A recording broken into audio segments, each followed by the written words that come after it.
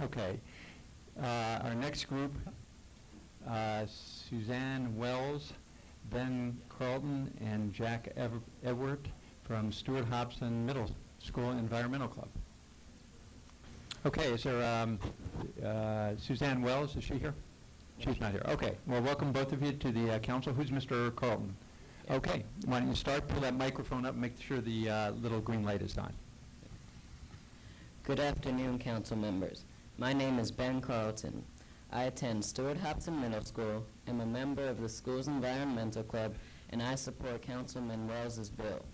Our recent focus in environmental club has been on the Anacostia River and Councilman Wells' bill to charge a 5-cent fee on plastic bags. From my own experience, I used to play soccer along the fields of the Anacostia River, and I had an opportunity to see the polluted water. Not only did I see polluted water, but I saw birds flying just above the river and realized how much of a threat this pollution is to wildlife. Studies show that 20,000 tons of trash enters the Anacostia River each year, and plastic bags, bottles, cans, snack wrappers, and styrofoam make up 85% of this trash. This pollution not only affects the river itself, but the river's surrounding tributaries. Nearly 50% of the trash in the tributaries is plastic bags. This 5 cents will not only help to reduce the amount of plastic bags in the Anacostia River, but will also be used towards a newly created Anacostia River Cleanup and Protection Fund. This program has a number of advantages. It will be used to help environmental cleanup in the Anacostia River and will help support the public education campaign, which will inform the residents of Washington, D.C. about this bill. Finally, this program will provide free reusable bags to residents, which will eliminate the need for plastic bags. There are many effects of taking no action on this problem. The Anacostia River could violate the new total maximum daily load of allowable trash in the river. The trash already in the river costs district residents money, and further pollution could create a more dangerous habitat for wildlife. This type of bill has been proven to work in cities such as New York City and Seattle, and have cut down on plastic bag use by as much as 90%. Businesses such as IKEA have been charging for plastic bags and have seen a reduction in the use of plastic bags. Placing a small fee on plastic bags could eliminate up to 40% of the trash in the river's tributaries and 21% of the trash from the Anacostia River's main stem. Again, my name is Ben Carlton, and I, along with my fellow students in the Stuart-Hobson Environmental Club, support Councilman Wells's bill.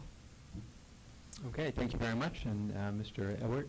Hi, my name is Jack Ewart. I'm a 6th grade student at Stuart-Hobson Middle School, and I've been a member of the Environmental Club for 2 years. A few weeks ago, Charles Allen from Tommy Wells' office came to an Environmental Club meeting and gave us a presentation on the pollution in the Anacostia River.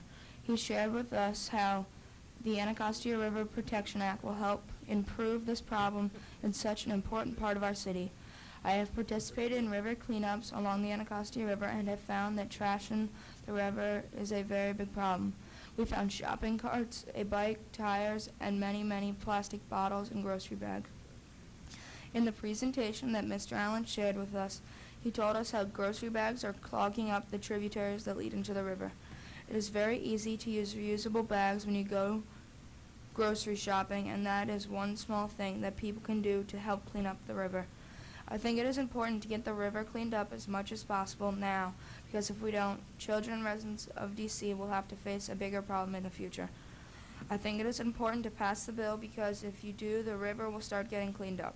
The wildlife will be able to use the river more for food, water, and shelter. People will be able to use the river for recreation such as canoeing and kayaking, and people will be able to enjoy the beauty that the river has to offer. Thank you for your time. Okay, thank you for coming down to testify, and I want to thank both of you for coming down to testify. I think it's very important to hear from students in our city. It's very important to hear from the youth, and I think that's just a great opportunity for you to both to come before the Council of the District of Columbia. Councilmember Che? Yes, thank you. Mr. Carlton and Mr. Ewart, could you tell me how old you are? I'm in 8th grade and I'm 13 years old. I'm in 6th grade and I'm 11 years old. This is extraordinarily impressive. Both the preparation of your statement, the delivery of the statement, and the essence of your statement. So I'm extremely impressed, and I'm grateful that you put this together and shared this with us. Mr. Ewart, you had said in your testimony that it's very easy to use reusable bags. Do you have any experience with it yourself? Not a lot. I don't usually go grocery shopping with my parents, but Why not? I know it. You know what I have found when I've taken much younger than yourself? I found that there's an odd thing, and it's like almost an inexorable rule. I found that when you take children under the age of 4 to the grocery store, no matter what preparations you made ahead, they have to go to the bathroom when you get into. Isn't that a strange thing? But I digress. So what experience have you had? Well, I know our leader of our group, Suzanne Wells, I know she uses them, and we have a few at my house, and I know we've used them a couple times. Mm-hmm. So it'd just be easy if everybody gets a free bag to just carry them. They're not like they're heavy or inefficient or, yeah. Mm-hmm. Do you have any experience with it, Mr. Carlton, is it?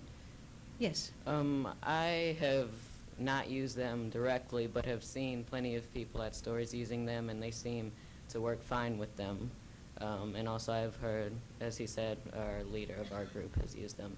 Now let me ask you this. I mean, given that you're young people, how hard do you think it would be to adapt to using reusable bags?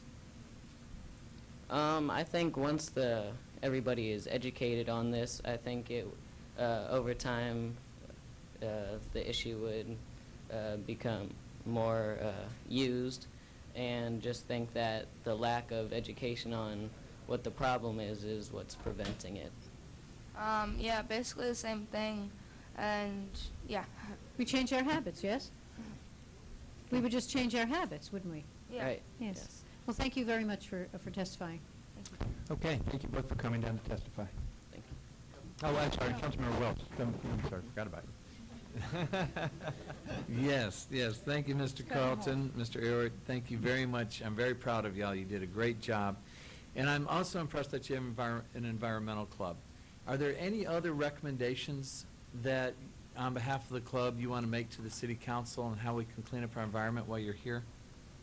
Well, by ourselves, we've called in before to report missing trees, so I think that's just something that we've focused on in tree boxes around our school, so planting trees. And also this year, KC Trees came to our school, and we planted 2 hackberries in front of our school. So. Great. Well, thank you very much, and thank you for being part of the environmental club, and keep up the good work, and feel free to give us more ideas on what the council can do to help improve our environment. Thank you. Okay, thank you both for coming down.